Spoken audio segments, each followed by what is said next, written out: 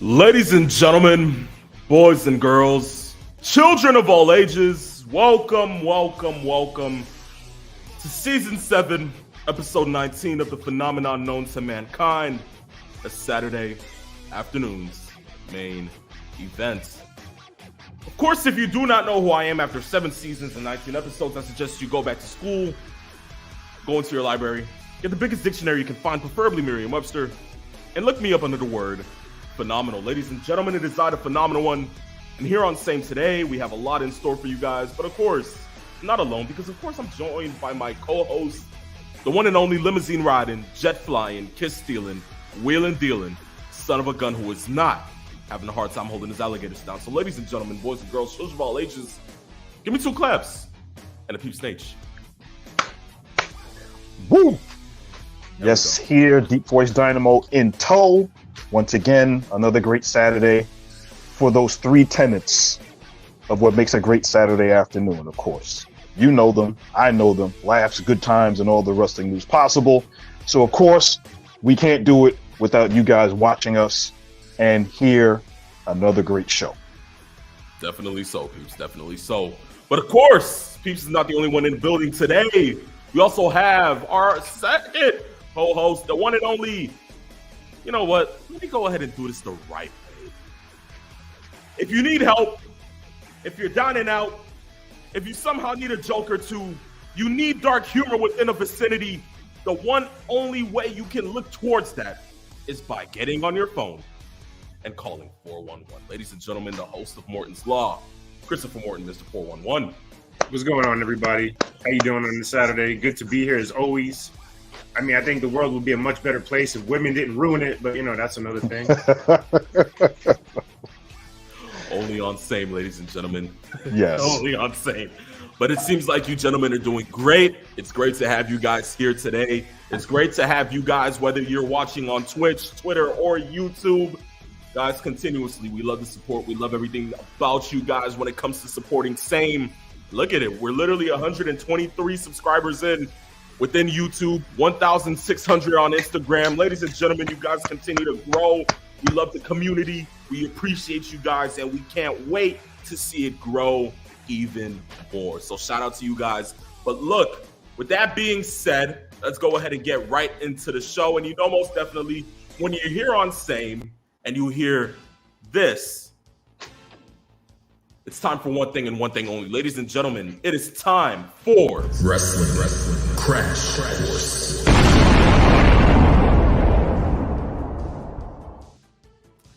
Peeps, you're still shaking. Good grief. Only happens to Peeps. Only happens to Peeps. Yes.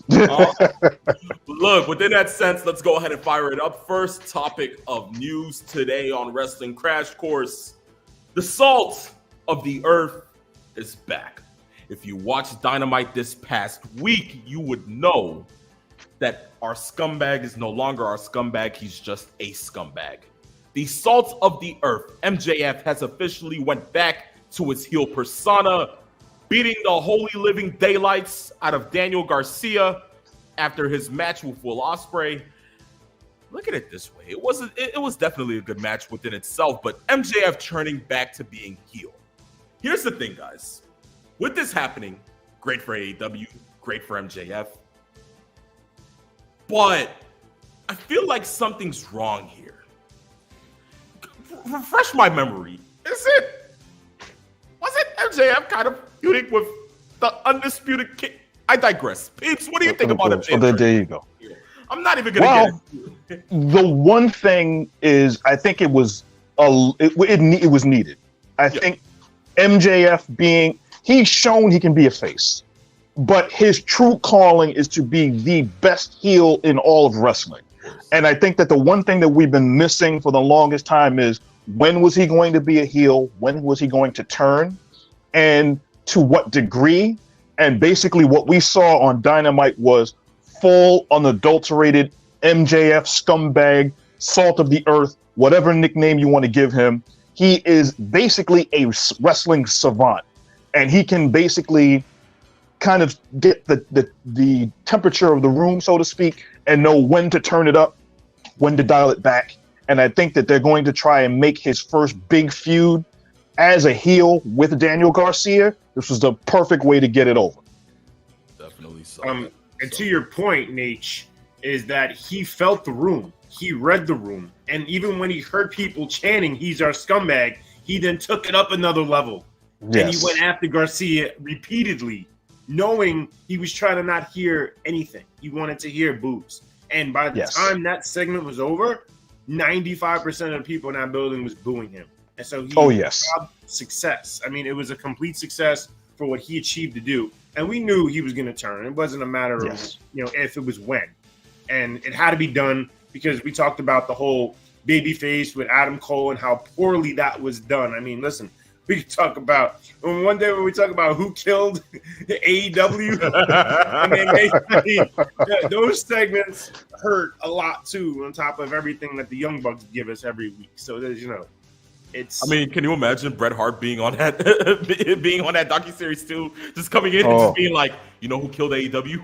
Bill Goldberg.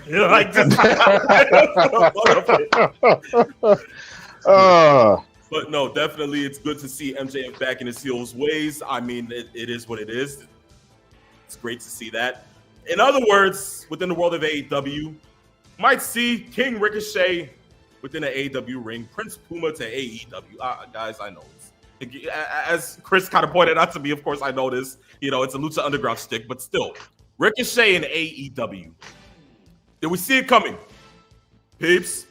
I think it's safe to say that it's almost a foregone conclusion. Can I see him going maybe to New Japan for a spell, like a tour here, or going to other places? I can see that in between, but I think it's basically written in the stars, so to speak, that that's where he's going, to AEW. I think the money is there, comparable with what he was probably making, and I think more so than anything, he's going to be featured much more so, I think, for himself in a different light than he may have been in WWE. So I think that that's what he's looking at. I think the dynamic between himself and Samantha Irvin being there was, a lot of people never thought that would be a split of him leaving the company because of that executive perk, that being his fiance. But other than that, I think Ricochet has to do what he thinks is best for himself in his career. And I think he thinks that going to AEW with a potential feud on the horizon, if he goes with Will Ospreay basically booked in. Ospreay's been talking about getting him into AEW since he signed back in November. So let's see where that goes from there. But I think that this was the worst kept secret in all of wrestling for the most part.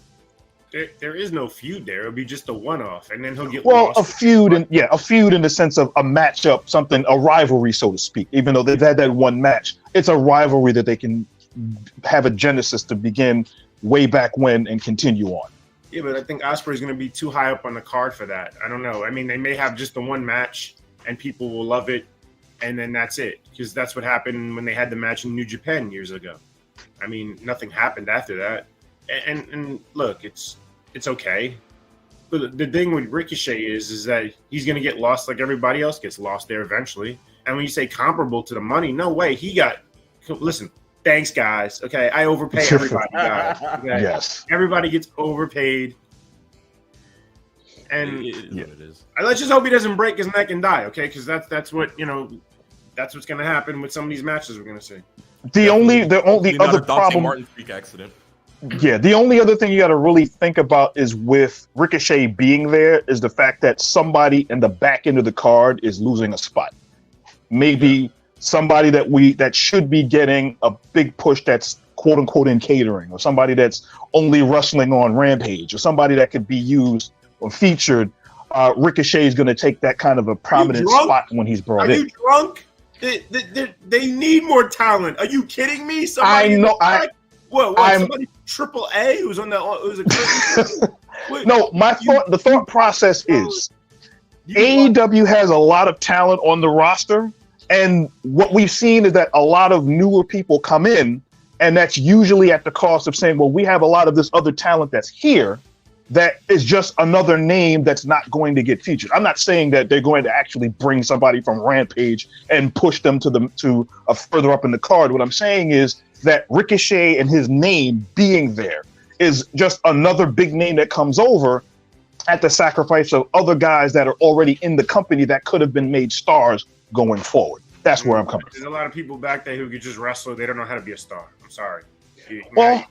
I'll give you that. I mean, case in point, Ethan Page, who's literally with NXT now, he literally went ahead and went on the record for saying that, look, I'm glad that I'm in a place that's like, at least, how did he put it again, peeps?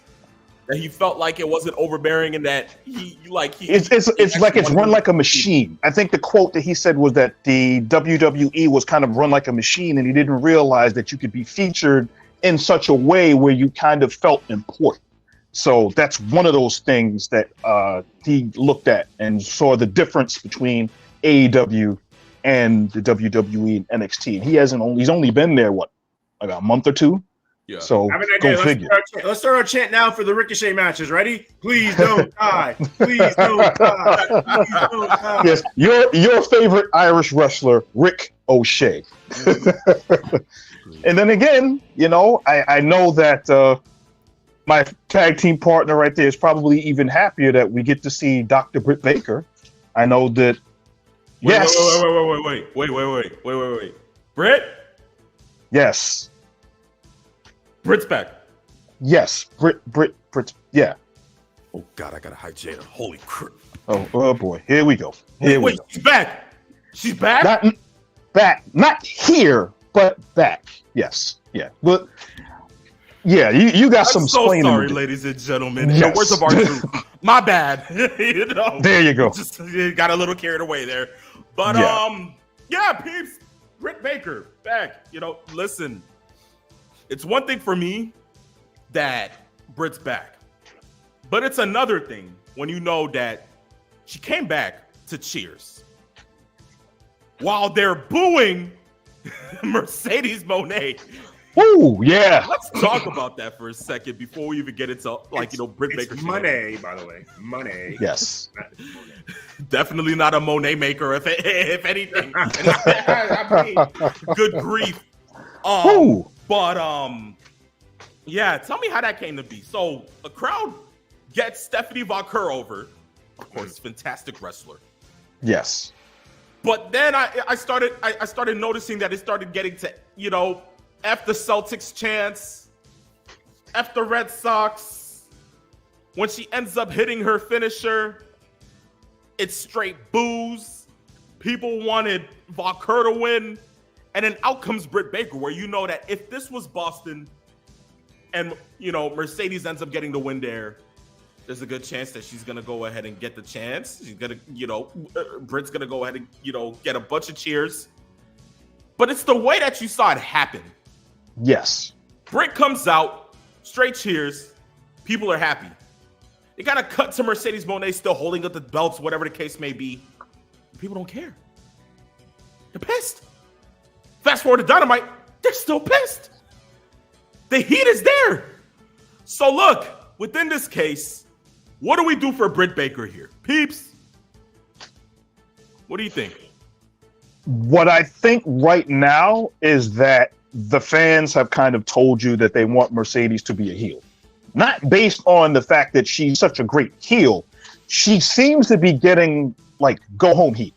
And this is squarely in the lap of Tony Khan because of what they've done and how they promoted Mercedes, how the fact that for the month or 2 months or whatever that they did before she had her first match, kind of turn a great return into a lot of malaise and a lot of that anticipation of she's going to do something, and it just dissipated. She lost all of her momentum. Then going in, we have somebody that has not really been on television in what's it been, 10 months? Yeah. That Britt Baker has been on television. And her being an AEW original, I think, is much more important to those fans than Mercedes being there. Mercedes is looked at as an outsider coming in, whereas Dr. Britt Baker being on the roster as an original and wondering what happened. She had what she claimed as a mini stroke, had issues with holding anything, partial paralysis and weakness on the side of her body. That's scary. That's organic in how they felt she was. And then going forward, building that into a Mercedes feud, potentially for All In, that works. But Tony Khan is to blame a lot for what happened with Mercedes. Okay, Chris, how do you feel? Listen, I got to do my Russo here, okay? Listen, bro, okay, bro? Just like Hogan, bro, that big bald son of a bitch, bro, okay? Here's the biggest problem with Monet. She has creative control, bro, okay? And that's why she has heat, the go-home heat, bro. You can't give her creative control. Everybody knows she's going to win every match now, bro. It's not wrestling, bro. That's what it is. It's a television show, bro. That's why everybody is the way they are with her, because they know she has that. So she's calling the shots. Yeah. And it's that simple. I mean, creative control never goes well, especially with big egos. So kind of adding to what we were speaking on, like, a couple of minutes ago, do we see this get added to Who Killed AEW when that docuseries comes out within the next 30 years? It might not take that long. It might happen. No, at the way that these documentaries come out, they come out really quick. So, I mean, geez. I mean, it's insane because to think that we might never get a Who Killed TNA quicker than we might get Who Killed AEW is insane. Listen, we know it's the young cucks, okay? It's. What are we gonna do with you, Chris? Yo, Max Caster says that. I don't. You just read from a script. I get it, man. I get it. But from there, we move to the only piece of news on Wrestling Crash Course here that is in the world of WWE. DIY, the new WWE Tag Team Champions. It's been a long time coming for those two. Took about a good 3, 4, 5 years. It seems that, Lord, yes. Jeez, who would have thought? But within that span of time, it's been a long time coming. We have that. Aside from them going ahead and winning the championships, we know that they're gonna go ahead and try to find a feud for them within the next coming weeks, or maybe they don't even get a feud at all. But now we kind of could go ahead and transfer this towards Grayson Waller and Austin Theory. With all of this happening now, do we see Austin Theory becoming that babyface that we expected him to become when he first showed up? Do we expect him to go back to heelish antics? What do we see for Austin Theory? And do we think that he can be better than he was after defeating John Cena at WrestleMania 39? Peeps. I think if you're going to go at it in the sense that, well, Austin Theory needed a refresh. When he first had that long heel move after NXT, won the United States Championship, beat John Cena at WrestleMania, did all of these great things, tag team championship. Things were looking up after that Money in the Bank debacle. Now, we need another refresh. And I think that they've teased this for so long, it's inevitable that he was going to get into this feud potentially with Grayson Waller. I like the fact that they didn't just turn it right then, have that be the reason why they lost the match and lost the belts, because that's cliche. But I think it's kind of been this slow burn where they know now that they've lost the championships, probably this upcoming weekend going into Raw, they'll probably go in and figuring out, well, are we going to get a rematch? Then maybe the rematch happens and then they do the split. But I like what they've done. And I think the fact that DIY having this long kind of rebuild from NXT works, and it's worked. Although it was a little bit heavy-handed with Triple H as far as getting them there, I think he wanted to do this even when Vince was running the company. but this is what he wanted to get, and I'm glad to see it happen because I think they deserved it. Got you, Chris. You know why it didn't happen while Vince was there? Vince said, "I take shit bigger than Gargano." Yes. Guys. Richard, I think he's regretting having me on the show this week. He didn't know. Nah, I needed this, man. You're great. I needed this. I'm just now questioning my sanity. You know, that's all it is. Listen, I think, okay, we talk about organic pushes and Sami Zayn's initial push, which was amazing, and his run against Roman and that whole main event. And the second one, I don't think has lived up to the expectations just because people didn't want it. Remember when it happened with Sami Zayn, people were rooting for Gable, if you remember that. People wanted other people to be in that spot, and they gave it to Zayn. With DIY, I feel like we know they're both Triple H guys. And I feel like it's just being forced, and it's not organic to me.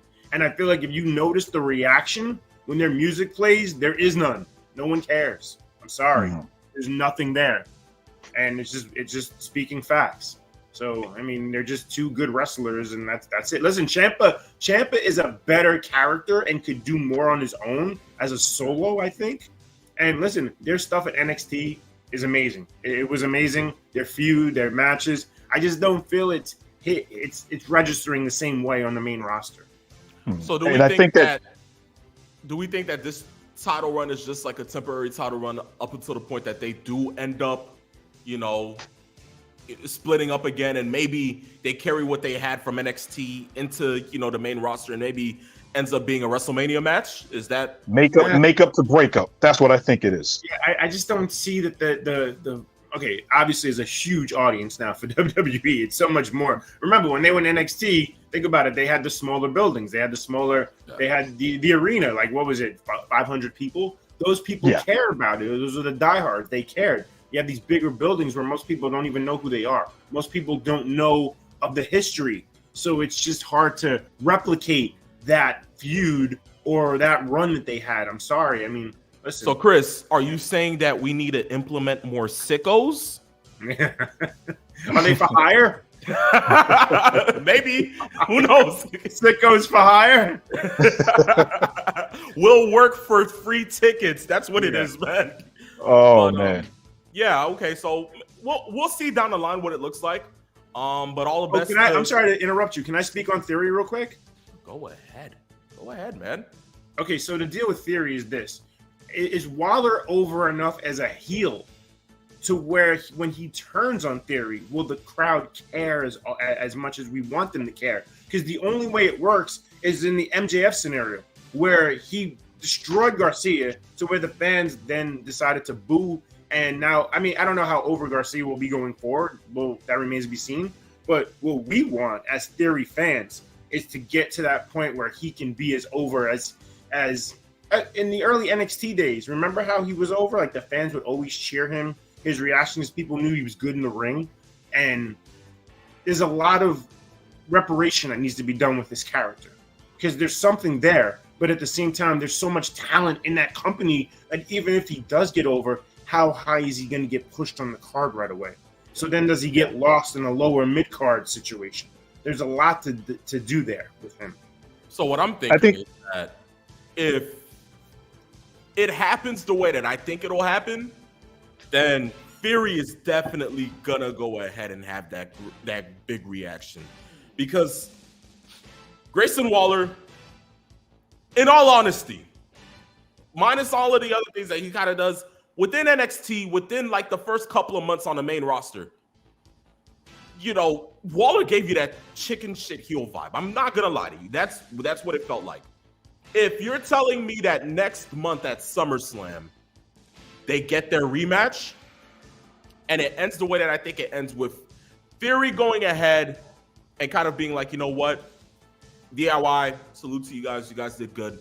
Whatever the case may be. And he's starting to show emotion because, look, at the end of the day, there's still that story with Johnny Gargano that he has because he was a part of the way. So I guess in some instances, he's like, yo, you showed me my true self. I'm trying to go ahead and at least be better. And like, hopefully it ends up, with me, like being back on top in a way that is at least pleasing to the people. Grayson Waller, of course, feeling that Theory's starting to go ahead and get into the limelight and being like, that good guy. And within Cleveland, we know like Northeast wrestling fans, they don't play. Waller ambushes Theory. Just lays waste to him. Leave him in the middle of the ring. And if they add blood, beat Theory to a bloody pulp, leave him in the middle of the ring like that, and just leave? Oh, best believe Theory's getting pushed. Theory's going to get a major push after that because you're looking at a face who is literally going to want to seek vengeance from a guy who is a chicken shit heel. You can't write a better story within that sense. And if it's going to be every other week where Raw's going to turn into, fights between the two, have an unsanctioned match, whatever you want to go ahead and pull out of that feud, you can now, with the inference that Waller goes ahead and beats the holy hell out of Theory if they were to get a rematch. But here's the biggest caveat with Theory is that we have to hope, and this is the only way it works, is if his mic work is better. We have to gotta be better on the mic. Yeah. No, definitely. Because a lot of times he just comes off as, instead of being a heel, he just comes across as annoying. And I think that when you sound annoying when you're cutting a promo, the fans will tune you out more so than if you are really giving it to the fans. Definitely. I guess it all has to be based off of emotion for him, but we'll see. We'll definitely see what happens with Theory. But that marks the end of Wrestling Crash Course here, ladies and gentlemen. If you guys have any other pieces of news that you guys want to see or hear about, all you got to do is one thing and one thing only. Follow us on Instagram at Saturday Afternoons _main event or on Twitter at Saturday Main to get the latest social media news or updates. With that being said, we're going to go ahead and get into our first topic for today. NXT Heat Wave taking place this Sunday. Of course, we have Money in the Bank tonight, but let's not go ahead and get into that yet because this show will be the minor show taking place on Sunday at the Scotiabank Arena in Toronto, Ontario, Canada. With that being said, let's go ahead and get straight into this card. I know for a fact that it's supposed to be somewhat of a good show with all of these different stars. A lot to go ahead and get into. First and foremost, peeps, look. Tag team match for the NXT Tag Team Championships. Nate Frazier, Axiom versus Chase U. You can pencil me in already. I'm just going to go ahead and say this now. It's 12:33 p.m. on a Saturday afternoon. I'm going to go ahead and say that Chase University takes the W here. Okay. They've been building it like that, where it seems like they've been kind of teasing Nathan Frazier. His intentions are elsewhere. He doesn't have Axiom's back. They're going this back and forth. Oh, I'm got the singles match. Oh, I'm going to be the speed champion. I'm going to be doing this. And in that process, they're probably looking at it in the sense that Chase U is going to get that retribution, so to speak, and winning back the tag team championship. So I'm actually thinking that that's going to happen also. So I think Chase U wins this one. Got you. Say no more. Okay. Tag team match: Carmen Petrovic and Ariana Grace versus JC Jane and Jasmine Nix. This is a toss-up for me. This is probably my bathroom break match. Of course, it's a pre-show match, so who cares? But, honestly, pencil me in JC Jane and Jasmine Nix. You want to go ahead and build up that tag team, you're going to go ahead and have to do it right. Let them get this W. Yes. JC Jane is the one with the amazing ass, right? Just want to be clear on that. Family Lord. show, Chris. Oh, Lord. Oh. What are we gonna do with the pigs? Oh, we got. I guess yes, we can pencil them in to win that match. I guess, huh? I guess.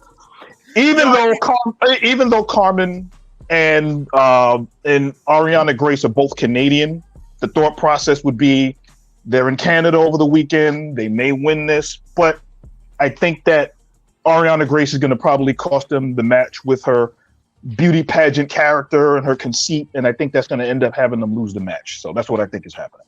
Definitely so. Okay, from there. I wasn't expecting that one. Rich lost it. No, because I thought he was going to bring up her mask. I wasn't expecting. That's what I was expecting also. And then I thought it was going to be like, is she the one with the stupid mask? But no, this mask. Once he said amazing, I'm like, is he going to say mask after that? Yeah. That was so wrong. Something that she was not bequeathed by Cody Rhodes. Go figure.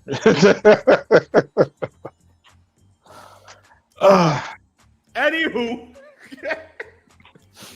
Kalani Jordan versus Sol Ruka for the NXT Women's North American Championship. I love the Surfer Soul Ruka. It's cool. As much as I would think a Soul Snatcher would be the defining moment to go ahead and claim this NXT Women's North American title, I think Kalani Jordan holds this for a good amount of time. Let this be her first good title defense to build her up. Kalani Jordan for the W. Pencil me in, peace. Yes, same here. I think that being the champ, it's not going to look good as that's your first champ and she's going to lose in our first defense. Exactly. Can't make her a transitional champion because what would be the point of having her go ahead and win at Battleground? So, this is definitely it. But next, singles match for the NXT Women's Championship. Roxanne Perez versus Lola Vice.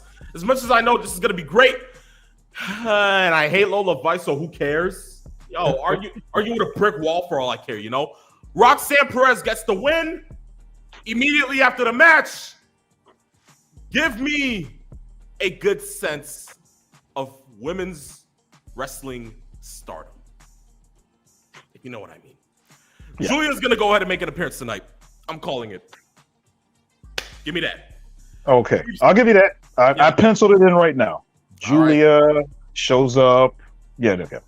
Yeah. I think Perez is going to win this one. Initially, I was of the mindset that Lola Vice was going to probably win this based on how they've been building her up.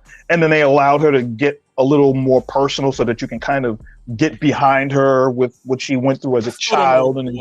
I thought they were going to do that. I still think Roxanne Perez is going to win this one. Definitely. So, okay. My Oba feminists, please rise. Yes. Because next match we're going to be talking about is Oba Femi versus Wes Lee. Last chance match for the NXT North American Championship. If Femi wins, Lee can never challenge for the title as long as Femi is champion. Do I really have to go ahead and do this? Once more. Oba feminists. Oba. Yeah, give me Oba. As much as I love Oba, I don't think there is no person on God's green earth that is not Brock Lesnar who can stop Oba Femi. Yes. Brock can stop any black champion that there is in WWE. But listen, I just had to say it. Wow. You want me to not be right on this? Listen. Let's keep it $150 here, Chris. You put a black I can step into the ring, win Money in the Bank, cash in to become champion. Best believe I'm going to be looking over my shoulder for the next 3 seconds because I kid you not, Brock's music is going to hit. I'm going to be looking around. By the time I look around, he's going to pick me up, F5 me into the core of the earth, and then take my title from me. And I'll never have to worry about getting it back because he's going to be holding on to that sumbit for the next, 10 years? There you go. Point. There is nobody within the roster that I think can stop Oba Femi. And definitely Wesley is not going to be that one person. So look, Oba Femi for the win. That's just it. Yes, and I think they've established how dominant Oba has been. I think it started with like, okay, well, let's see what he looks like as the champ, and it's gone from him looking like what he's going to be the champ to basically being Braun, Goldberg, and Wardlow all rolled up into one. That's what they've done. They have themselves a star right here. Guys, what the hell am I seeing here? Wait, Wardlow, who's that guy? What is this? What is this? What the hell is this? What is this? Oh boy. What is this? What is Oh, good grief. We're doing this right now. Are we really doing this right now? Dom should challenge Oba and become the North American champion of the greatest of all. Get the hell out of here! Skedaddle! Oh, Get out of here with that. Yes. Wow. I'm about to have a brain aneurysm. Let me not do this. I'm gonna have a brain aneurysm because we're not doing this. We're not doing this. No, we're not doing this. Because screw him and live. I just want to smell his fingers. This has been Saturday afternoon's main event. I will now go soak in peace because I just had a man on the show do this. Good night, everybody.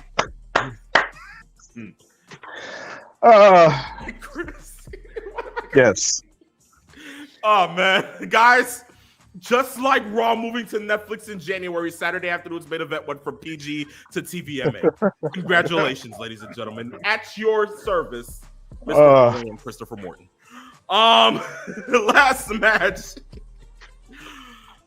Fatal 4-way for the NXT title. Trick, Javon Evans, Ethan Page, Shawn Spears. This is going to steal the weekend. I know it for a fact. If I wish that somebody would go ahead and win the NXT title, I would most definitely think that it would have to be Ethan Page.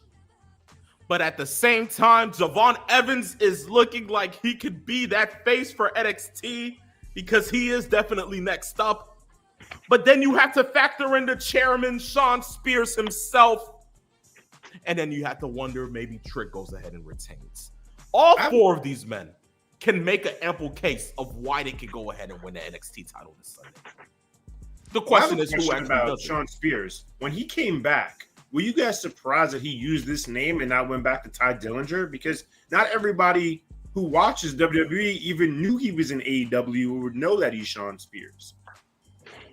I'm actually not as shocked as most people would think, because he made a better name for himself using his own name, even though he wasn't AEW. But people, I think, that knew who he was, kind of figured out, oh, okay, that was the 10 guy. That was, but I think they've done a great job marketing him. He brought over the chairman gimmick from AEW, which and just kind of melded it in. Never had a lot to happen in a million years. At all. That's the thing. So, I mean, in all honesty, if I have to pick somebody to win this match, as crazy as it sounds, Trick retains. Oh, wow. Okay. Yeah. I think that's that makes the most sense. Look, I mean, honestly, all four of these men are great. I think winning the NXT title is within their view, within their rear view mirror. It's right in front of them as well. I honestly do think that any of them can go ahead and walk out. But if I had to bet money on somebody, it'd have to be Trick. Yeah. Simply, it'd have to be Trick. Yeah. I think it's too soon for Javon Evans to win. Even though they've given him they literally put a rocket on him and shot him straight to the main event. Yup. I mean, the former Jay Malachi shows you what he can do. And knowing that he is going to be in NXT for a while now, I think it's safe to say before they move him to the main roster, whenever that is, he's going to be NXT champ. I just don't think it's going to happen this soon. Trick is getting that momentum coming off of Stand and Deliver and all the things that they've been building with him. That's where they're going with Whoop that Trick. Whoop that Trick. Whoop there that. You go. You know, his reward after the show should be some chicks turning tricks. Oh boy. Just don't set sexy red his way. That's all I'll say. Anywho, ladies and gentlemen, boys and girls, children of all ages, that marks the end of our predictions, and that marks the end of the first half of Same. When we come back from our break, we're going to go ahead and get into our questions and our last topic for today's show, our predictions for tonight's Money in the Bank PLE. So stay tuned. Do not go anywhere, because the second half of Saturday afternoon's main event is coming up next.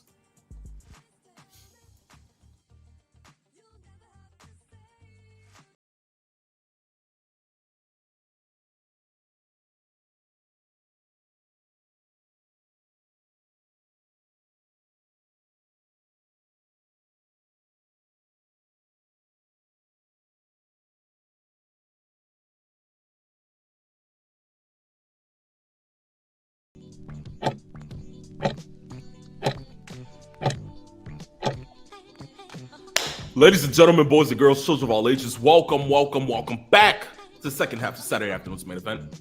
I had a phenomenal one. Right next to me is the Peep Snake.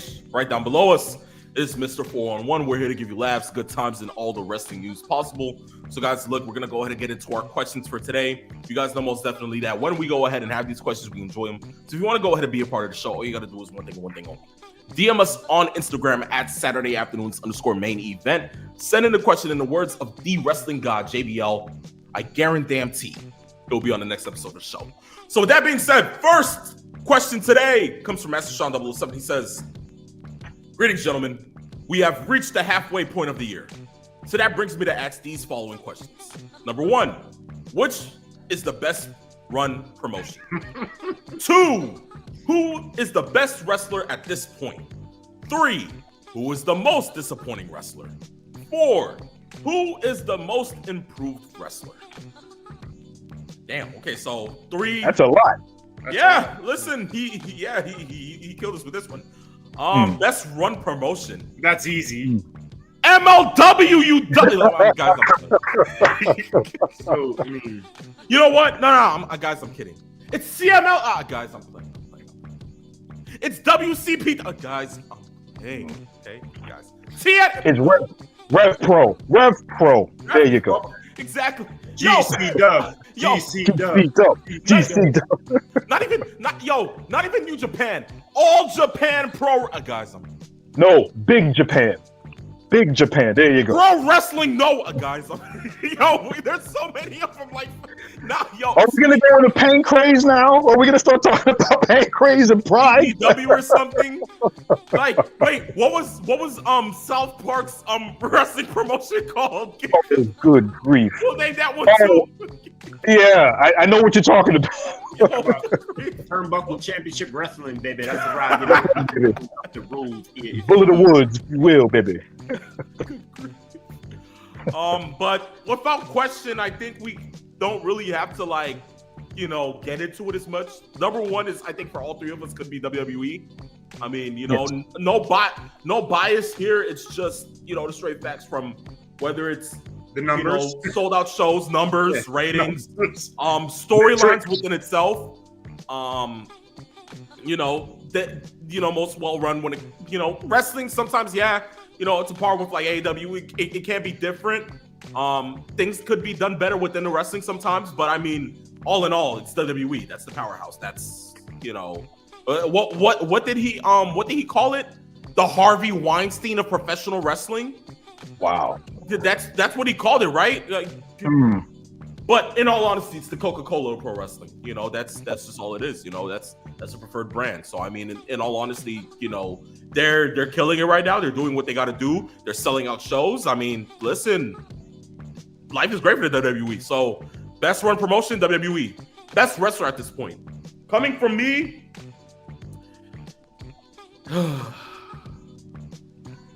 as much as I hate to say it, because I hate Dave Meltzer. It's too easy. Yeah, of course it's him. Ospreay, it has to be Will Ospreay. That without question. But still, screw Dave. Hope his mother basement has no Wi-Fi right now. But from there, most disappointing wrestler. All I have to do is just name anybody on the AEW roster, and I'll be good. Wow. But most disappointing. Probably I have to name this off as somebody that I thought would have like the most potential coming into it. If I have to say, probably I'd say Roderick Strong. I love his wrestling, don't get me wrong. Technicalities, everything within that. I love his wrestling. I just have to say, probably with the most, I would say pizzazz, because be honest here, Undisputed Kingdom had a lot going for them at the beginning of the year. If we had to fast forward now to the, if we started from January and we said, okay, coming here, who's the most disappointing? I'd have to say Roger, because knowing this, you had Matt Taven and Mike Bennett in a tag team. You had Wardlow being Wardlow. You can even make the statement for Wardlow being the most disappointing. But then you had Roderick Strong, who you put the international title on, just for him to not have any real storyline, have him lose it to Ospreay, and now not really be included into anything. That's not his fault. That's the booker. I mean, yeah, we could, give it to Tony Khan and just put it on his back and just be like, yeah, screw you, you did that. But, we can't always just go ahead and say, they're, yeah. So in some instances, I have to say it's either him or Wardlow. That's how I'll go ahead and put it. But in all honesty, he's the one that held the title in the group. He's the only one that held the AEW title in the group. So what's the case now? So for me, that's why I have to say it's probably Roderick. Peeps, do you think somebody different? Or As far as disappointing, I'm actually saying Wardlow. I penciled that in once the question came in. And the fact that Wardlow at this time this year was supposed to have that big push coming off of how they were going to bring him in part of the Undisputed Kingdom after the whole thing with MJF and all of it. And it just fell apart and he's like completely disappeared. And I think that AEW has done him a disservice as far as his lack of booking or what has happened. Now, obviously, he's gotten hurt, but also even before he got hurt, they didn't book him well. And I think that is probably one of the most criminal things out there because we talked about somebody being organic as far as having an organic feel from the fans. Wardlow was probably one of the top 3 most over wrestlers in AEW for the time that he was able to get in the ring and wrestle.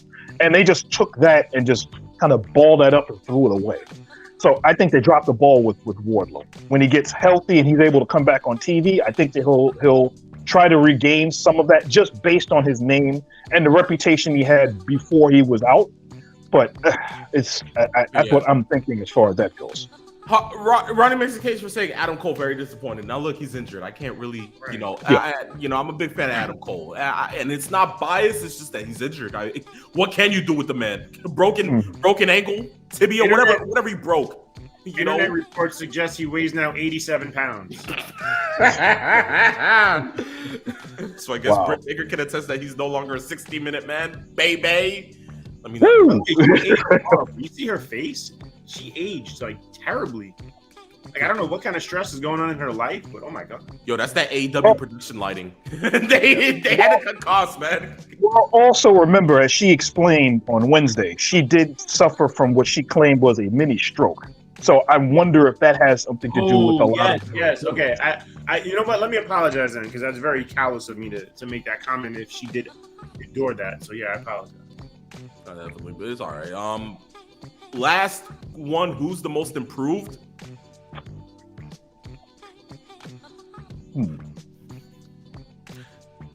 H, what do you got? I'd have to say Braun Breaker.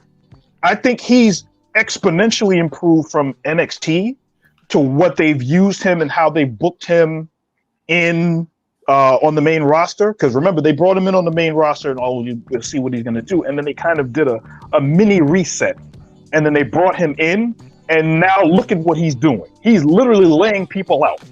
Now, if we're talking about improved as far as awareness, build, as far as getting over with the fans, or that whole thing, I think that's where it is. But if we're talking in ring, you think Ilya?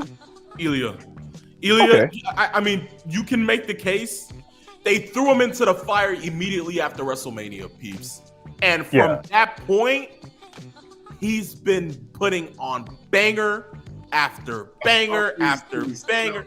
No, I hate Sheamus, please. But I mean, in all honesty, Ilya is actually putting on great matches. The only problem with Ilya is that he continues to put others over. They're not letting him win matches. And that's my problem with how they book Ilya. Because we all know that on the horizon is Walter, whenever that happens. Yeah. But that match and that feud can be built on history, but it also has to be built on the fact that Ilya is winning matches. And he's not doing that since they brought him to the main roster. I got the most improved. Ready? Ludwig Kaiser. I mean, think about it. Before or after he got speared into oblivion? Well, yeah. I mean, just think about his character, how he's being taken seriously now. He used to be a flunky. Now he's being given more time. His work is good, too. How can you deny his work? Yes. Very good. He's very good. All right, well. All right, so I guess we answered that question to the best of our abilities. Can I jump? What's that, man? Oh, no, go ahead. I'm sorry. All right, we're good. Okay, no problem. Next question goes to Long Island Isaiah. He says, P1, how do you balance having love for both Britt Baker and Jada Parker? I mean, we all know Tiffany Stratton is better. Wow. Oh. Wow. Whoa! Shots fired. Who the hell do you think you're talking to, you son of a... Whoa. Hit that mute button. Mute Good him. grief. Oh, he's still going. Oh, he's still ranting. Good thing you have that control. Yeah. Luckily for me, I got this backup one over here. Mm-hmm. Yeah. Well, while he's ranting and raving right now, what do you think of that? What? I'm sorry, I can't get over this. He's still going. He's still going. Wow. He's got one and two. Let's be fair, Tiffany Stratton is really that damn good. You can't deny that. Yes, she is. And it doesn't hurt that she has one of the greatest moonsaults that you could ever see. And the handspring elbow, Muda. There you go. So very, very athletic. She's shown you what kind of wrestler she's going to be going forward, and I can see her main eventing premium live events. Yo, this guy by the end of the year. Sorry, Long Island Isaiah. Sorry that you're getting this. Yeah. I don't know if he's still ranting. Is that an aneurysm? What is it? I think I see a vein. And hey, has he calmed down? I don't know. No, he hasn't. He's still going off. Yeah. Okay. Well, to answer the question between, well, first and foremost, Britt Baker, Jada Parker. What is your honest opinion about Jada Parker and how she's gotten this? Because at the last Premium Live event, she showed out. As a matter of fact, on NXT, she showed out as well. Her match with Mia Yim. Great opening match. They tore the house down, and I see something really big coming from Jada Parker. Who would you compare her to? Who would you think that she's on that level of? Right now, I don't think she's kind of breaking out and showing what kind of moves and what kind of personality she has. But I think she's well into onto herself. I can't really say that she reminds me of this person or she reminds me of that person. Okay. But right now, I think going forward, I think they know what to do with her and they're bringing her up. Okay. I think he's winding down. I think it's safe. Let me hit the unmute button. He's calling. Are you safe for are you safe for the airways now? Standards and practices? Yes. I've unmuted you. Wait. I was muted? Yes. Yeah, well, we wouldn't. Y'all let me go on this whole time. I thought you were talking. I was muted. Yes. That piece of monkey crap didn't hear a word I was saying. I my finger is right there. I was getting close. I digress. Remember, as an original member of SAME, Nate has creative control also, so he was able to mute you. He can mute me. Good grief. I don't even feel like repeating what I said. Screw him. Okay. Did you get it out of your system? Yeah, it's on my system. Okay. I'm just making sure. Just please, don't you ever talk about Britt or Jada like that, because I kid you not, I will find where you live. It is not hard to find an IP address, my friend. It is 2024. Trust me. Hey, you didn't do the Liam Neeson speech? I have a special I will find you. Chris, you're not helping that. Jeez. Anywho, yeah, y'all can. Yes. Yeah. Okay. He's calmed down. He's relaxed. There we go. Woosah. That usually works. Right. Anyway. Tombstone City Adam says this. With MJF turning heel now, please, guys, enlighten me. What was the purpose of the Undisputed Kingdom? To be another secondhand group in the back of catering, eating up all the SpaghettiOs. Oh. That helps. Peeps, what do you think? I think they were supposed to kind of enhance Adam Cole until Adam Cole got hurt. And it kind of hurt when the star, quote unquote, the leader of the group can't compete. I mean, the ironic part about this is that Vince McMahon wanted Adam Cole in NXT to basically be a mouthpiece and a manager before he was going to be brought up to the main roster. And then he ended up getting hurt, and he ended up becoming one anyway. Just look at that.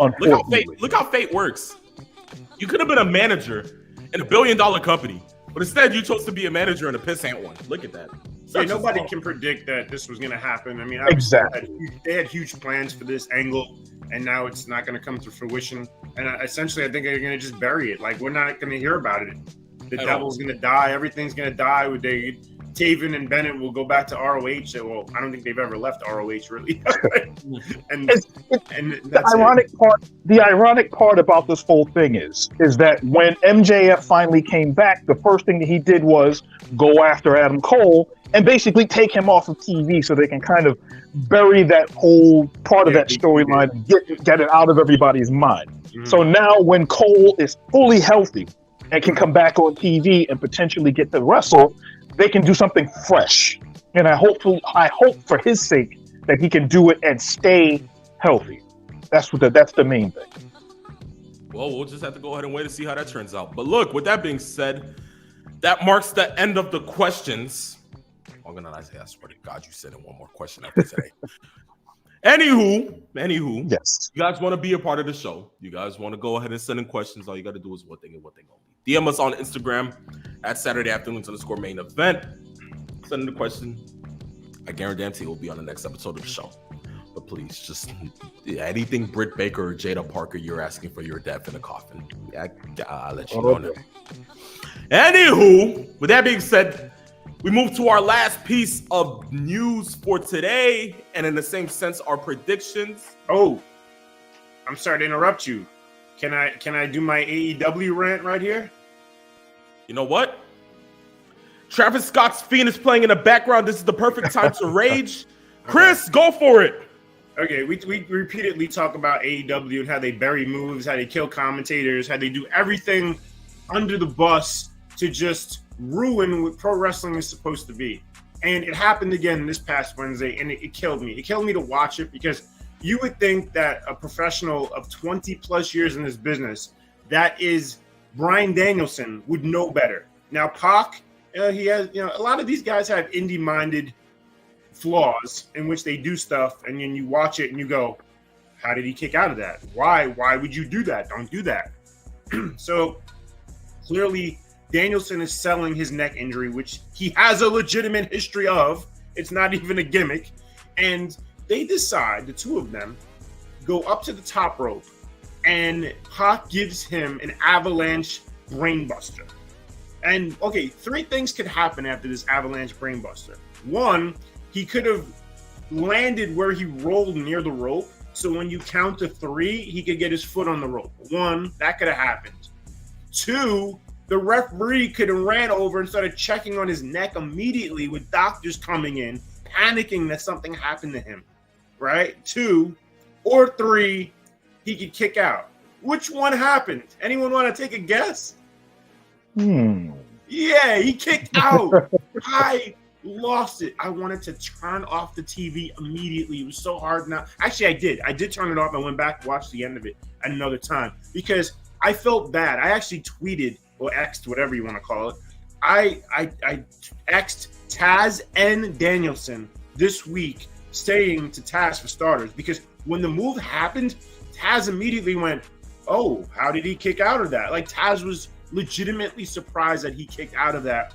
And as I told Danielson, you're burying the commentators. What are they supposed to say? You just got dropped on your neck from the top rope. That is killing the move, killing the business. You know better than that. You know better than that. That's so disappointing that you're capable of that. I've never been more disappointed because he's it's just terrible. I felt bad for Taz, anyone involved. I mean, what is the goal here? Thank God somebody isn't on the show today. What is the goal here? That we're going to just keep dropping people on their neck until what? They really don't get up? Yeah. Maybe so. That's AEW for you. And the ironic part of that, what you're bringing up, is when the MJF turn happened, and he ended up doing the Avalanche Tombstone off the ropes on Daniel Garcia. A lot of people were like, well, how is that much different than the other pile drivers or moves off the ropes that are supposed to either end a match or start a feud or end a feud? So that's kind of where, MJF had to go the extra to make sure that that wasn't one of those kinds of deals. Whereas you look at this, that should be something that would have put Danielson on the shelf. Since he's been teasing that, well, you know what? This is my last year. My contract will be up. I'm going to retire. If they're trying to build that up, and we know Danielson is great at selling, you could see him having the convulsions after a move like that. Ring the bell, stop the match. And this is what I tweeted. How about this? Don't do the freaking spot. Don't do it. Because then none of that happens. You don't need to see that spot. Because that should be a hospital angle. And in 2024, it's a common move. It's ridiculous how bad it's become. And it makes you go, well, oh, they don't get hurt. Nothing happens. Well, why do I care about this person then? They never get hurt. He got back up, and his comeback, I don't even know if he was selling the neck in the comeback. He sold it the rest of the match by holding his neck and his shoulder. But still, I understand where you're coming from. AEW. I'm done. It's just bad. It's so bad. We're the best wrestle, right? Good grief. No, but here's the problem. All the sickos will defend that. All the sickos are, oh, that's so cool. That's awesome. He kicked out. You know what? Let me get one of you garbage basement dwelling sickos, and let me get you on the top rope and drop your miserable, worthless head on the canvas and see you get up. Garbage. Just garbage human beings. Man, I wish Age would come back stronger and kill all these people. Good grief. Chris, you good, buddy? Oh, jeez. Yeah, and it's insane because Peeps is the only one that just never would have had a red, or Chris had somebody on the show. It's insane. Babes, you got to break at some point, bro. Like, Yeah, I understand. Anywho, with that being said, now that you got that off your chest, tell us how you really feel, Chris.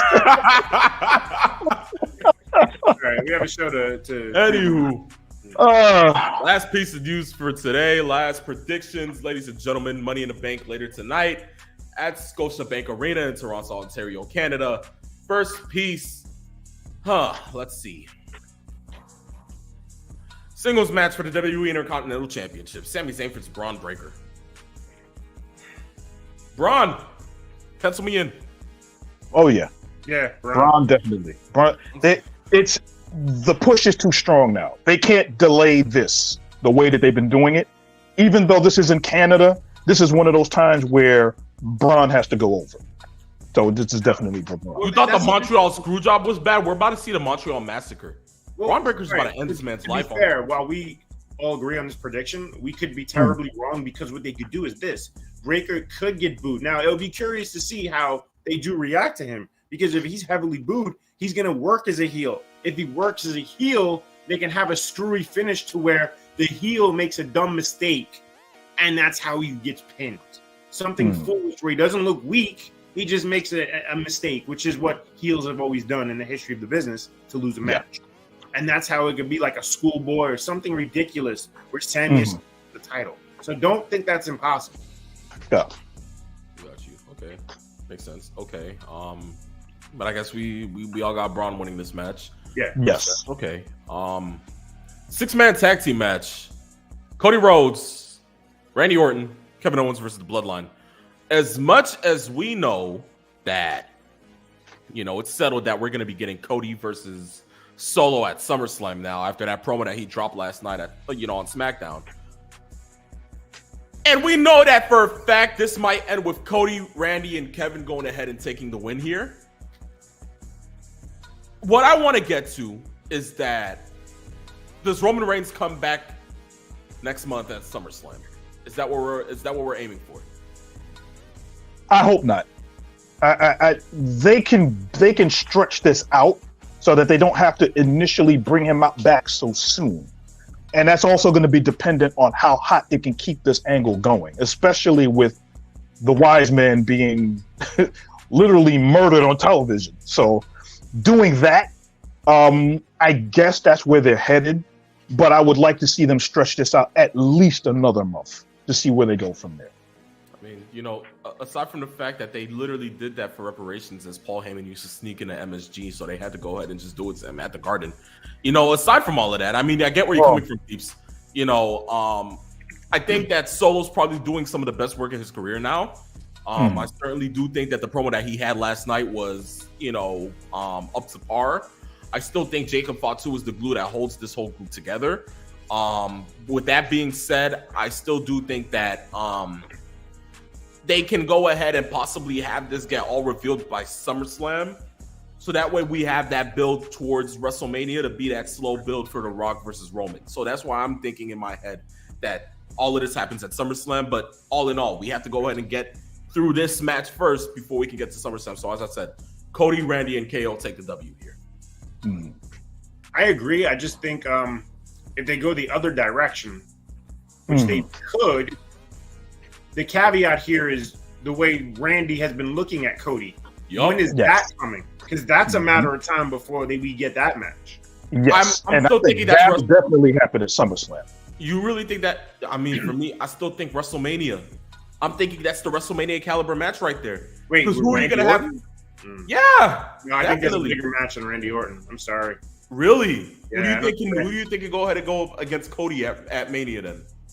Well, I mean, aren't they going to put The Rock back in the mix with Roman and everything like that? Couldn't we get 2 nights where The Rock and Cody actually happen on night 2?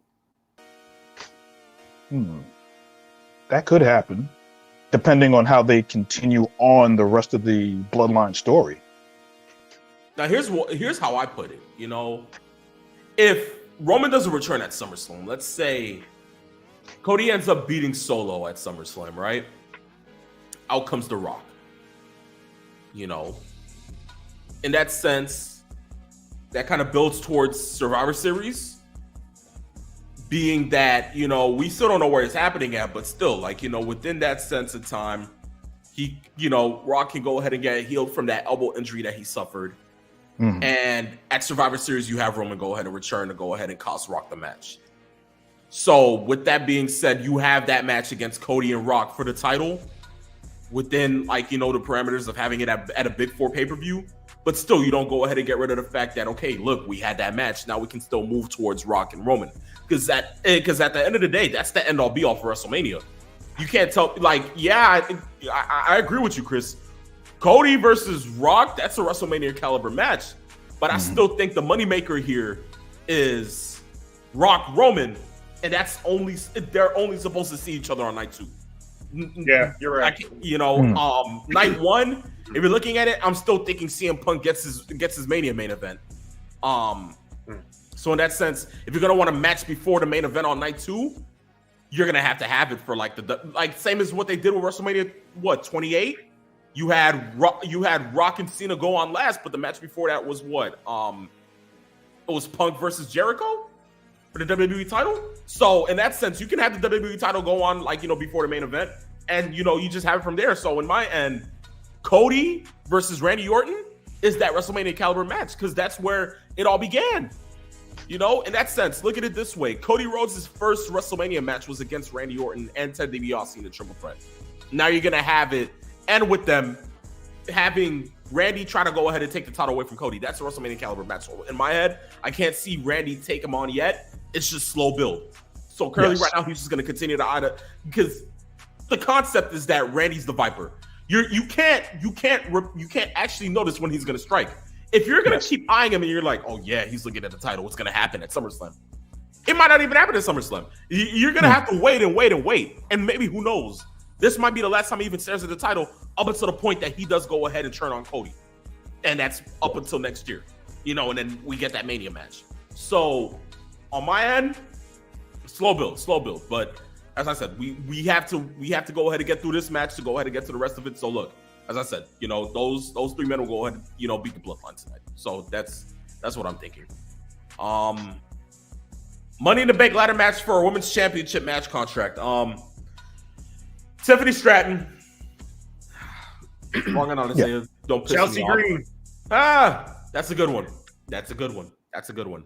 It's really Where's Samantha Irving when you need her? Go figure. Go figure, exactly. But it can be either one of those two. Honestly Yes. speaking. People love Tiffany, people love Chelsea. Peeps, who do you think? I think it's going to be Tiffany Stratton based on the way that they've been doing this. But Chelsea's push has, once again, the theme of the show, it's been organic. The fans have been around her now, that she's developed from being a brat to a quote-unquote Karen to now what she is now has kind of evolved into almost her final form. And this final form, the fans enjoy. So this is what they're looking for. And if they think that they can give her a good run with the briefcase, it would make sense. I just think that it's going to be Tiffany Stratton's match to win. That's what I'm thinking. All right. The Money in the Bank ladder match for the men's side.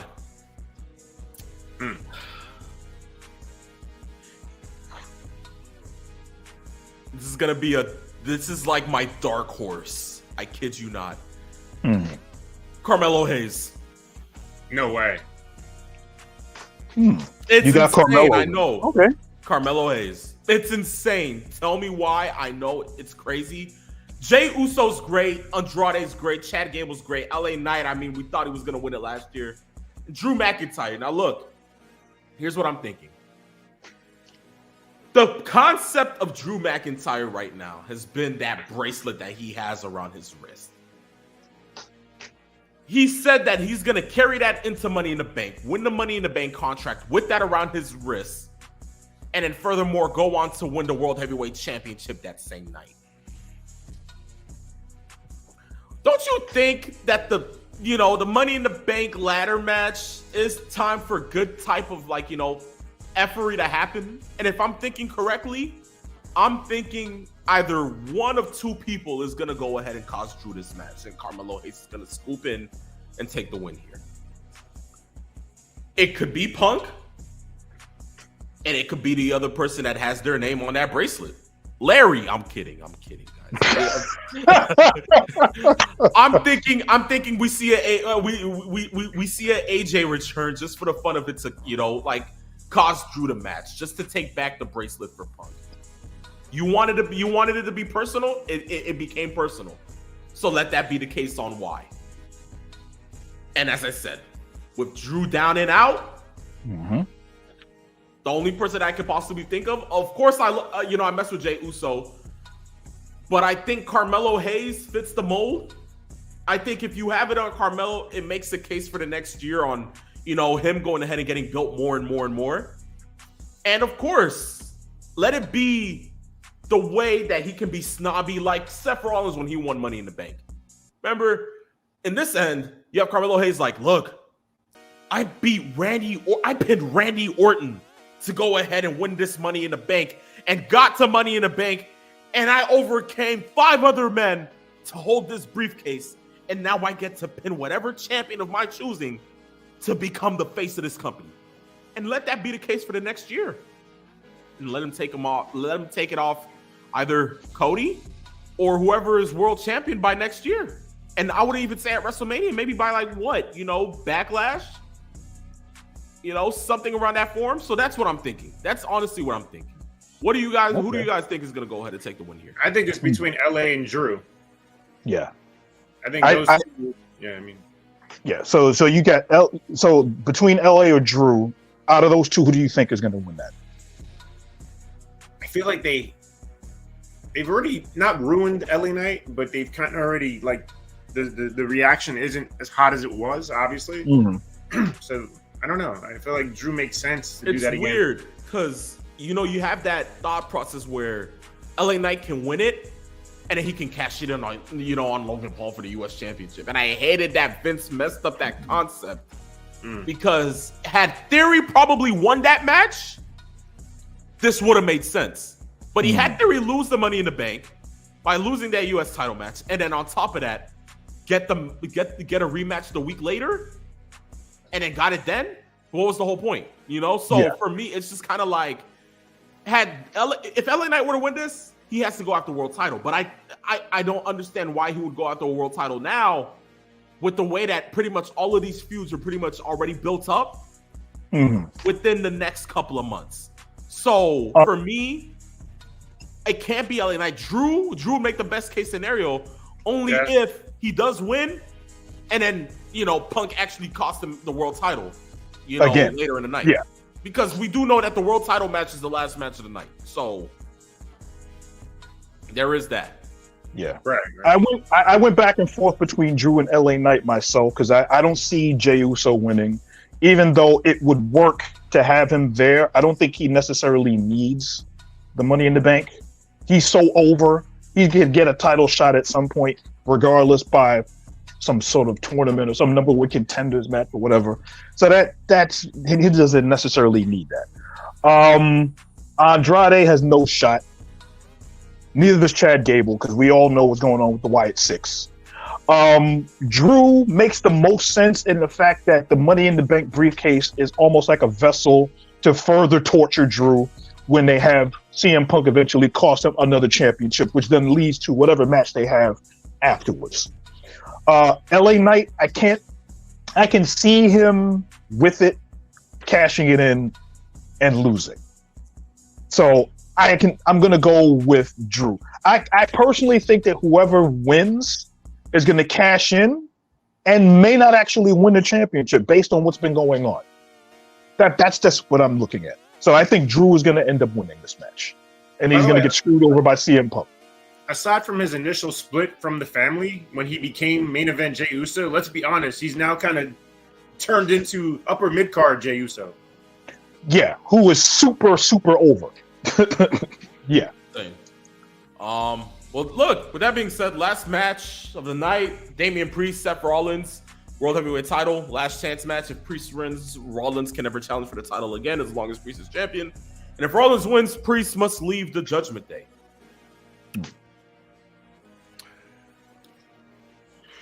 Priest. Yeah, Priest.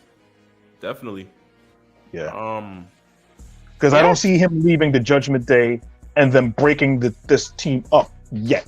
I think when the breaks happen, it happens when Rhea is healthy enough to be part of it. And since Rhea is not there when they initially break this group up, that's when it'll start to happen. Exactly. So, all right, so we go from there. Chris, what do you have? After listening to what you guys just said, I don't know. I kind of feel like Seth could. Now, wait, is Judgment Day banned from ringside here? I don't know if they're banned, but I don't think that they're going to be. They can make an appearance. Yeah, they can make appearances. They're not banned. Okay, so then what if they accidentally cost Priest the title? But Rollins regaining the title so quickly again? Is that like temporary? No, but it's temporary. He's going to lose in the cash-in. Like, if they do the cash-in right afterwards, then Rollins isn't. But still, I wouldn't see Drew taking the title from Seth. That would just be like, I'm telling you, because you have to build for Punk and Drew. So it's like, so Seth winning the title, so coming back so early again. I don't think they would waste it on Seth for him to lose it that quick. No, at least initially. But what if you guys just said Drew does win Money in the Bank and he goes to cash in, and just when we think he's going to win the title, that's when Punk costs him and he doesn't cash in, he loses. So there are a lot of ways that this can go, and I think that the fact that Priest is in this position where he can either be kicked out of the Judgment Day forever, or get Seth, and Seth will never get another title shot as long as Priest is champ.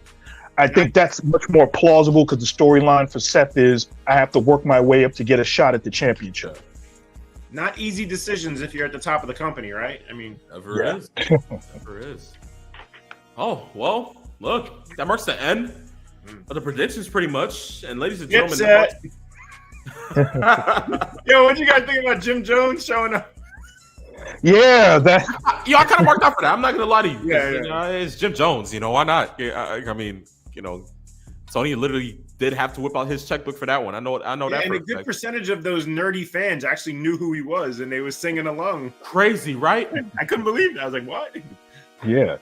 I mean, they are New Yorkers. I mean, you can't go wrong with them. Like, But Look, in that case, look, that marks the end of today's show. Today was eventful. Yeah. Shout out to Christopher Morton, ladies and gentlemen. The MVP is Saint today. Give yourself a pat on the back, man. But yes, there's 18 inches away from a kick in the tail. So exactly. So look, ladies and gentlemen, we'll be back in 2 weeks for episode 20, which is the season finale. Got some family matters to attend to for this week.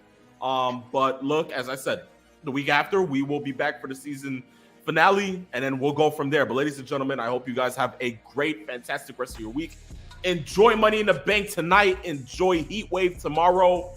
Ladies and gentlemen, this is Saturday afternoon's main event here, where look, we showed up, we broadcast, we conquered. That's it. That's it. Ladies and gentlemen, see you guys in 2 weeks for episode 20. It's the phenomenal one. It's Peeps Nate. It's Mr. 411 Christopher Morton. And ladies and gentlemen, this was Saturday afternoon's main event. Peace, love, farewell.